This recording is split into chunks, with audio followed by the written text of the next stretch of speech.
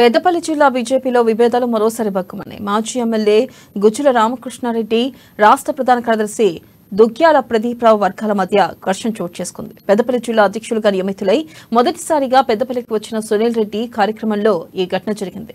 మాజీ ఎమ్మెల్యే గుజ్జుల రామకృష్ణారెడ్డికి ఆహ్వానం లేదంటూ ఆయన వర్గీయులు గొడవకు దిగారు. దీంతో కింది స్థాయి కార్యకర్తలు రెండు వర్గాల మధ్య నలిగిపోతున్నారు. ఒంటెద్దు పోకడలకు పోవడం వల్లే పార్టీ రెండు గ్రూపులుగా విడిపోయిందని చందుపట్ల సునీల్ రెడ్డి అసహనం వ్యక్తం చేశారు.